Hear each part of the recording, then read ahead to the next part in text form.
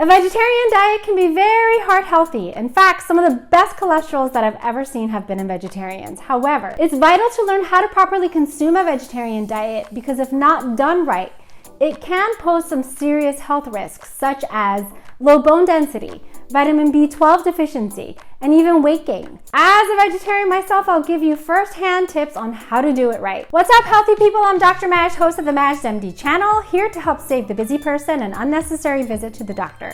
Make sure to subscribe for more home treatment strategies for common medical conditions. Now, I never recommend that patients become vegetarians. It's not right for everyone. But if you are one or planning on becoming one, it's vital to learn how to do it right. So here are 5 nutrients that every vegetarian should make sure they're obtaining in their diet. Note that for each one of the first 4, I've placed a link to the list of good food resources and their content amount in the description for this video down below. Number 1, protein. The recommended daily allowance, or RDA, for protein is 0.8 grams per kilogram of body weight. So for a typical adult weighing, let's say 150 pounds or 68 kilograms, you need about 54 grams a day of protein. Higher protein alternatives include things like beans, lentils, eggs, nuts, seeds, peanut butter, soy products, and tofu. Number 2, calcium. Calcium is definitely one of the most challenging nutrients for vegetarians to get,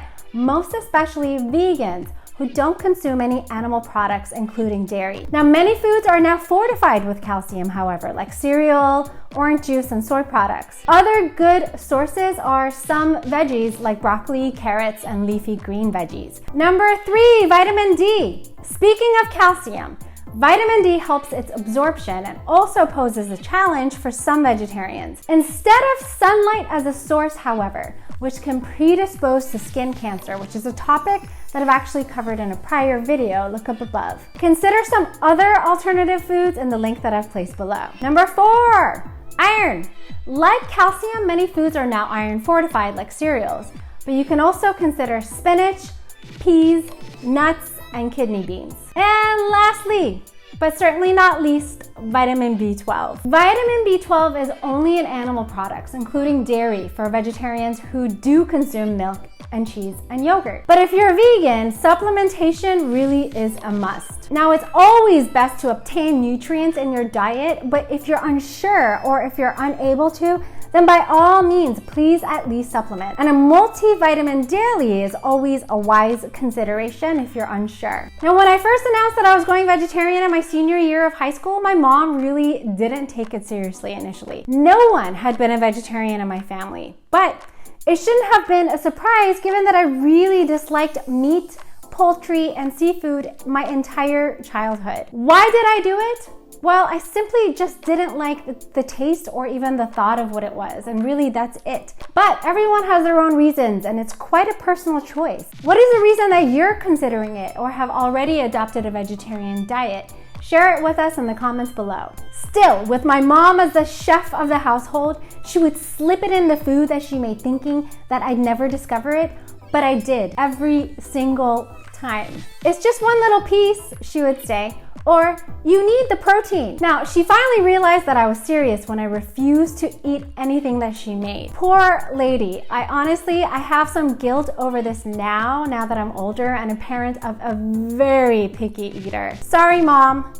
A parent should never be a short order cook, for goodness sakes. Not to mention that eating out can actually be quite a challenge, especially in non-vegetarian friendly cities like Philly, where I went to medical school. Sorry, Philly, but you always have a place on my heart, I promise. Now, if you found the information here useful, let me know by giving it a thumbs up and share it with someone else who may find it useful. And don't forget to hit that red subscribe button down here and turn on that notification bell that's right next to it in order to learn more useful, actionable health tips for the busy person who can't always make it to the doctor's office.